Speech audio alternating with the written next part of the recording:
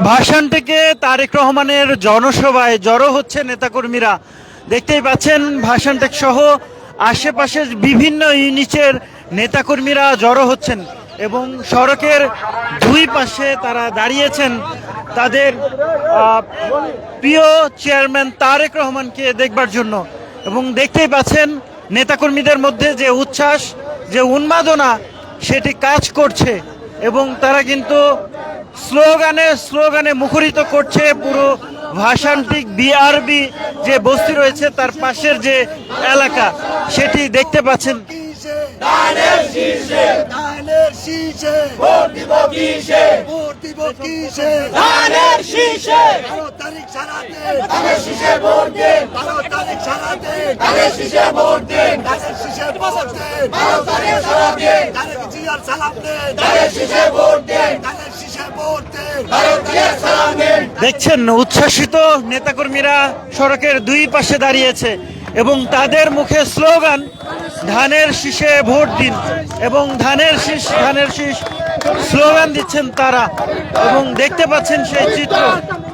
শ্রমিক দল শ্রমিক দল শ্রমিক দল শ্রমিক দল শ্রমিক দল শ্রমিক দল শ্রমিক দল শ্রমিক দল শ্রমিক দল শ্রমিক দল শ্রমিক দল কান্দুল পায়ে শ্রমিক দল শ্রমিক দল শ্রমিক দল শ্রমিক দল শ্রমিক দল শ্রমিক দল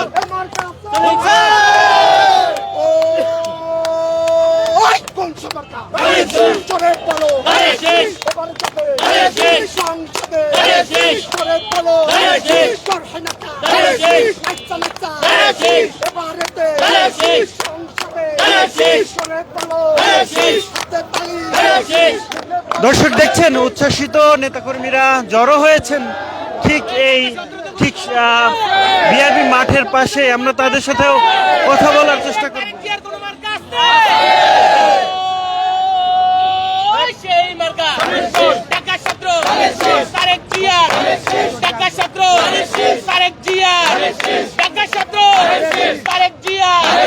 উঠছে পাখি দিচ্ছে ডাক ধানের শীষ জিতে যাক উঠছে পাখি দিচ্ছে ডাক ধানের শীষ জিতে যাক ধানের শীষ জিতে যাক উঠছে পাখি দিচ্ছে ডাক ধানের শীষ দেখিয়া ভোট দিবেন হাসিয়া ভোট দিবেন হাসিয়া ধানের শীষ দেখিয়া ভোট দিবেন হাসিয়া 12 তারিখ শুভ দিন ধানের শীষে ভোট দিন ধানের শীষে ভোট দিন 12 তারিখ শুভ দিন 12 তারিখ শুভ দিন ধানের শীষে ভোট দিন ধানের শীষে ভোট দিন 12 তারিখ শুভ দিন তারেক জিয়ার সালাম নিন ধানের শীষে ভোট দিন ধানের শীষে ভোট দিন সালাম নিন তারেক জিয়ার সালাম নিন ধানের শীষে ভোট দিন ধানের শীষে ভোট দিন জিয়ার সালাম নিন।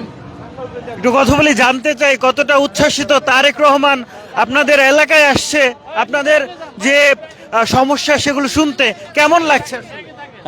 জি, আমাদের খুব ভালো লাগতেছে। আমাদের দেশ নায়ক তারেক রহমান দীর্ঘ 17 বছর পর উনি বাংলাদেশে আসছেন এবং উনি 17 আসন থেকে নির্বাচন করবেন এবং আমাদের 17 আসনের জনগণের দুঃখ দুর্দশা এগুলো উনি ইনশাআল্লাহ নির্বাচিত হলে এগুলো সবকিছু ঠিক করে দিবেন, যার যা সমস্যাগুলো আছে এগুলো। কেমন লাগছে আজকে? ভালো লাগছে, আমরা হ্যাপি।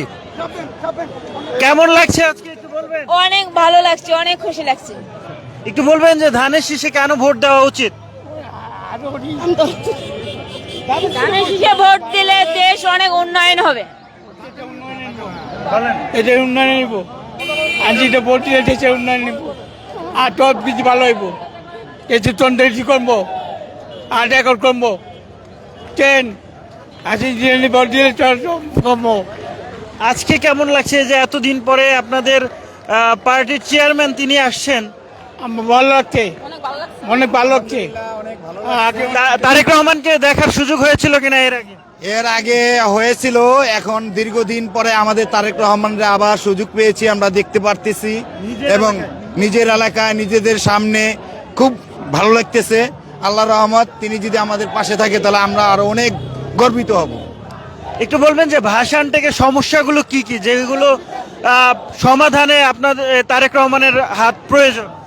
ভাষণ থেকে আমাদের বস্তিবাসী আছে অনেক, ঠিক আছে, তারা খুবই ময়লা ড্রেন আবর্জনা আছে এবং মেডিকেল যেগুলি আছে এগুলি আমাদের তারেক রহমান মানে দেশের স্বার্থে আমাদের গরিব দুঃখীর স্বার্থে তারা এই কাজগুলি করে দিবে, সেজন্য আমরা খুব সন্তুষ্ট এবং তাদের এই কারণে আমরা তাদেরকে ভোট দেব এবং তাদেরকে নিয়ে আমরা এগিয়ে যাব।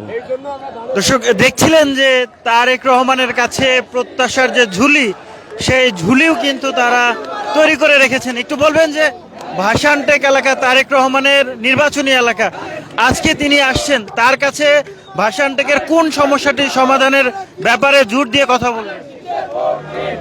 সর্বপ্রথম হলো বাসানটেকে মানুষের খাওয়া দাওয়ার ব্যবস্থা, সেটা হলো সর্বপ্রথম যে রান্না করবে, বাজারঘাট করতে পারে, কিন্তু রান্না যে করবে, রান্নার গ্যাসের সমস্যা সর্বপ্রথম, পানির সমস্যা, বিদ্যুতের সমস্যা এবং মানুষের যানমালের নিরাপত্তার ক্ষেত্রে সর্বোপরি যত আইন শৃঙ্খলা অবনতি আছে এটারে সুন্দরভাবে সুশৃঙ্খলভাবে পরিচালনা করবে, এটাই আমরা আশা করি।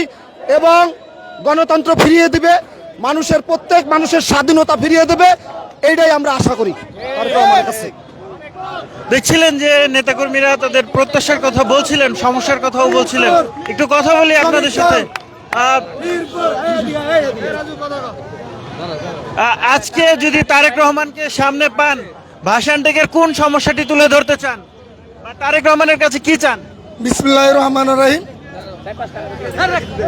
দীর্ঘ 17 বছর পর আমাদের প্রাণের স্পন্দন, এ দেশের মানচিত্র, বাংলাদেশে 18 কোটি মানুষের স্পন্দন, দেশনায়ক বিএনপি চেয়ারম্যান দেশনায়ক তারেক রহমান বাংলাদেশে আসছেন। আমাদের মাঝে আর কিছুক্ষণ পরে আসবেন, ঢাকা 17 আসন থেকে সেই নির্বাচন করবেন।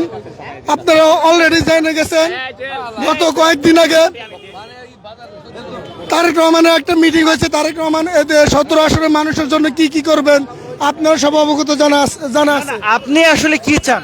আমি চাই আমাদের দেশনায়ক তারেক রহমান যদি বিএনপির এদেশের মানুষের ভোটে যদি বিএনপি ক্ষমতা যায়, আমাদের তারেক রহমান প্রধানমন্ত্রী হলে শুধু ঢাকা 17 আসন না, বাংলাদেশের 300 আসন এবং বাংলাদেশের টেকনা থেকে তেঁতুলিয়া, রূপসা থেকে পাতুরিয়া, ইনশাল্লাহ উনি কাজ করবেন, এদেশের মানুষের জন্য কাজ করবেন। আমাদের দেশের জনগণের যে ভোগান্তিগুলো আছে উনি সমাধান করবেন। আমরা আগামী দিন তারেক রহমানের নেতৃত্বে বাংলাদেশকে বিশ্বের মানচিত্রে তুলে ধরবো ইনশাল্লাহ। দর্শক দেখছিলেন যে তারেক রহমানের যে আগমন, সেই আগমনকে ঘিরে ভাষানটেক এলাকায় নেতাকর্মীদের মধ্যে উচ্ছ্বাস বিরাজ করছে। ঠিক তেমনই ভাবে এটি একটি ক্যান্টনমেন্ট এরিয়া, ক্যান্টনমেন্ট এলাকা, যেই কারণে এই এলাকাটিতে নিরাপত্তা শৃঙ্খলা রক্ষা করা আর যে ব্যাপারটি রয়েছে সেই ব্যাপারেও কিন্তু নজর রাখছেন সেনাবাহিনীর সদস্যরা। একেবারে মাঠের পাশে সেনা সদস্যদেরকে আমরা দেখতে পাচ্ছি, তারা কাজ করছেন। সড়কটি আসলে কোনো ধরনের যানজট নিরসনে তারা কাজ করছেন এবং তারা দুই পাশে অর্থাৎ নেতাকর্মীদেরকে সরিয়ে রাখার চেষ্টা করছেন, যাতে করে সামনের যে সড়কটি রয়েছে সেই সড়কটি যাতে যানজট সৃষ্টি না হয়। গণতন্ত্রের মার্কা, সংসদের মার্কা, তোমার আমার মার্কা, মা বোনদের বলে যায়, মা বোনদের বলে যায়। দেখতেই পাচ্ছেন মাঠ জুড়ে, অর্থাৎ একেবারে মাঠের শুরু থেকেই কিন্তু নেতাকর্মীরা আসছেন।